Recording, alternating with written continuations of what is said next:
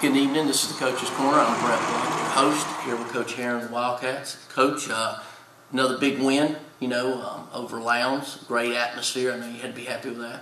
Well, it was a great atmosphere. There's no question. I told our kids, I don't know that I've ever been in a situation in high school football where the crowd was that loud and just seemed like everybody was right on top of you, and great atmosphere. Our fans, theirs, both bands, both cheerleading groups, and tremendous noise level in that stadium, and then the fact that it's on ESPN too.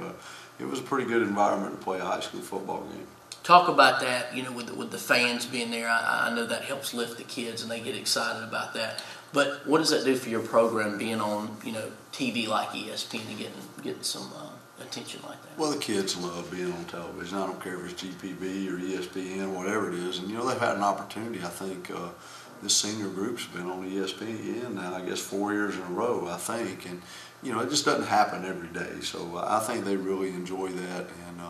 And sometimes as a coach, it's a little bit of a headache to deal with all that. But I know the benefits that it does bring our program. And we have had in years past, and this year too, we've had college coaches call that saw it on TV and asked about kids that they didn't know about, things like that. So it's a great benefit to be able to play on television. Talking about a little bit about the win. That first drive. We had a couple penalties. And I know you weren't happy with some of those, but we talked about that last week. Some of the penalties and trying to try to balance playing hard with also playing fundamentally sound. Talk about some of the penalties and how that affected the game.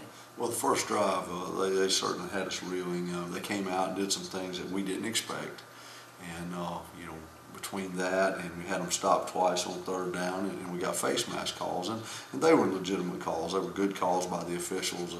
Both of them were pretty obvious even from where we were standing. But it wasn't a case of anything dumb or stupid or selfish type penalties. It was kids trying to play hard and make a play, and they just happened to grab the face mask. And that's going to happen. I mean, you're trying to tackle somebody, you're not always going to have your hand where you want. And so we didn't panic. I thought our kids handled that real well, and once we got them over on the sideline, had a chance to make some adjustments. I thought the defensive staff did a great job. The kids settled down, and from that point forward, I think they had 41 yards the rest of the night. So that wasn't the way we envisioned the game starting, but it might have been a good wake-up call for us. Being there and watching the crowd and watching the game unfold, they really were jacked up. Lowndes was, kind of hit us in the mouth on that first drive, and there was a lot of momentum going their way. I was most impressed by the fact that our kids were able to settle down, kind of counter that, because easily it could have gone a wrong way. But they were able to settle down and get back in the game, and I think that seems like it's got to be good going forward, that they had a little bit of adversity and they were able to handle that. Well, it is. The last two games we played now, Brunswick and Lowndes, we have trailed at some point, and that's the first time all year that it happened to us. So, it's been good that we've had to have some adversity to overcome. And, our game was a lot like, I watched LSU and Alabama on Saturday, and, LSU came out kind of like Lowndes. They had the home crowd, had all the momentum, had a great opening drive, and we were kind of in the same situation. I thought the second possession of the game for us defensively was critical because the first time we had it on offense, we didn't do anything. We went 3 and out, and but then we punted them the ball, and our defense went back out there, and we hadn't had a lot of time to fix things. But they shut them down. We got the ball in good field position. We were able to tie the game up, and from that point forward, it felt like we controlled it pretty well. One of the keys for me watching it, and you and I have discussed this before, is special teams. Right before halftime, hit the long field goal, great field goal. Anytime you get 40-plus yards in high school, even college, that's good. And giving us that momentum, but also the punting game. We recovered some fumbles there. Just special teams in games that seem to be real tight like that with evenly matched teams. Usually a play here or there, and special teams usually makes a difference. Well, it does. And it was ironic. We recovered a fumbled, muffed punt there at in the fourth quarter. We actually recovered 2, but one of them we got called back because of a penalty. But when we played them in 2009 in the playoffs, we had the same situation. They recovered 1, and we recovered 1, and So this time we were fortunate in that we were the ones getting the recovery. But you mentioned the field goal. That was kind of a crazy play. We had I sent the field goal team out, and the other coaches, offensive coaches, because Grant never even tried a field goal in his life.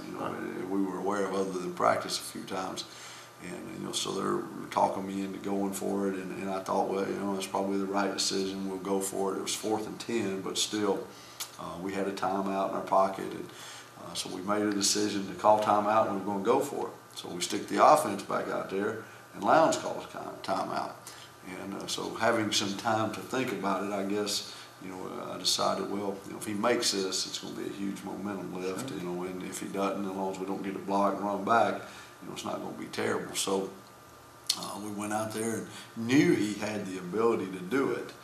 It's just he hadn't done it yet, so a little unsure. But when he hit that, it was a huge lift for us, and gave us the lead going into halftime, and enabled us to go in there and say, we haven't played very well, but we're still ahead. And that was a big deal for us. Well, now he's going to want to be inching up closer and closer to you as y'all get close to field goals after making one. Usually the kids, after they make one, they want to do it again. So. Well, he does have a very strong leg. He just happens to play behind Bryce. Sure, normally, absolutely. But for most teams, he would be a great kicker. And our Alec Monreal and Hudson Jordan did a great job on extra points. And, we made all of our field goals, made all our extra points in a game like that's close, that's huge. Well, and I told Hudson's dad, I saw him, and I told him the very same thing. You never know when a missed extra point could cost you, especially in a game where you're playing tight like that. So it's always good to have those special teams. Talking about the defense played really well. They settled down after that first drive. We still had some few penalties here or there, but overall, they really seemed to shut, Lowndes down. The only play they really seemed to really generate a lot of yards on was, kind of a busted play with the quarterback running here or there. That seemed to be about the only thing. Well, they did play well. After that first drive, they settled down, and again, the defensive coaches did a good job adjusting, and we really kind of shut them down from that point forward. And we talked about it last week. You get to the playoffs, you play in games like that, it's always going to come down to defense. And I hope our kids are starting to understand that. We seem to be getting a little bit better there, and that's a good sign going into the playoffs. Offensively, we struggle with the running game because they're so good on defense. We were able to make some plays in the passing game. Right there, several of them with Bryce making some good throws, even there at the end to kind of seal the game. It was a great play, and I saw you kind of talking to Bryce after that, and y'all were joking and laughing on the sidelines, and so I know that had to feel good. Well, it did. He made a great throw. Most kids can't make that throw, and then Connor made a great catch. Sure. And most kids can't make that catch and adjustment to the ball like he did. But the crazy part was we did not practice that play a single time all week.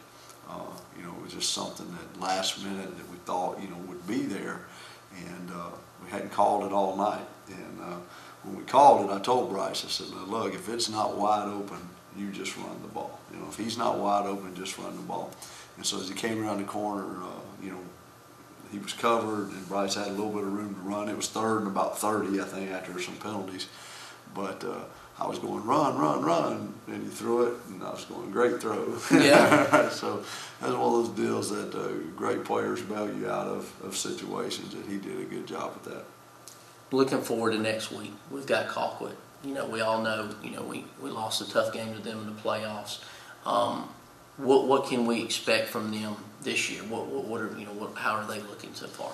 Well, they got a very similar team to last year. They're very good again, and they're well coached. They have a good plan, and they beat us last year, so we know they're capable of doing that. I think they're probably about just as good. They have a quarterback back, have another quarterback that's been playing very well for them as well, and defensively they're very good again.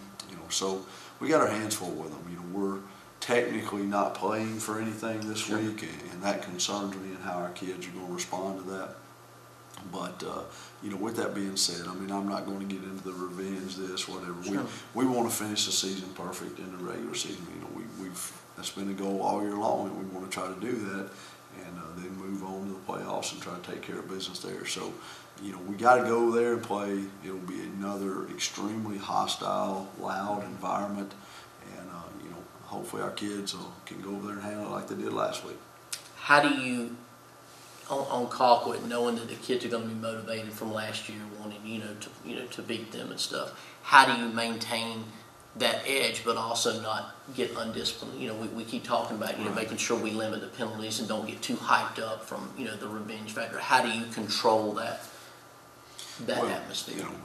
You never know. I mean, that doesn't happen. It's not something you say on Wednesday afternoon that's going to fix that. Sure. That comes from 5-6 years with them in the weight room and with them on the practice field, and just the kind of kids and the kind of character they're supposed to have. They know that. They know how to act, and so there's nothing different there. Last week was an extremely emotional game. This one will be too. And we had some instances last week that things happened and our kids handled it real well, didn't retaliate, things like that. And they have to understand, high school football, if you go do something stupid, you got to sit out the next 2 games. And so hopefully our kids are smart enough to know better than that. We've certainly ingrained that in them over the years. Looking ahead, you've got to be happy. First year, Region 1, we win the region title. I mean, that had to be special for you. Looking ahead to the playoffs, though, for our watchers here, who have they determined who we will be playing first round? Well, it's not a certainty. There is a good probability it would be Hillgrove who beat us the year before in the playoffs. So that's kind of God smiling down on us there, that our next 2 games it could be against people that have beaten us recently, and hopefully that would motivate us some. But they play McEachern this week, and the outcome of their game really doesn't matter. It's the outcome of a couple other games in that region. But based on right now, the odds are it will be Hillgrove. Now something can happen and somebody get upset and all that, but we think that's who it is, and we're certainly we've got one eye on Colquitt and one eye on Hillgrove right now. Kind of is and I've told the kids, as much as we want to beat Colquitt and all that, winning that first playoff game is more important, and we got to keep that in mind. How many rounds can we expect to have here at home before we would have to worry about playing? Usually first couple rounds. Well, when you win your region, you're guaranteed the first two to be at home. First 2. After that, if you're tied with in a seeding deal, if you play somebody else who won their region, basically, then you have to flip a coin. Gotcha. Well, Coach, we're hoping next week we'll be able to celebrate another big victory and finish the season undefeated. I know that's something that y'all have got as your goal going into this game, and motivate the kids and have that perfect season. So we look forward to seeing you next week.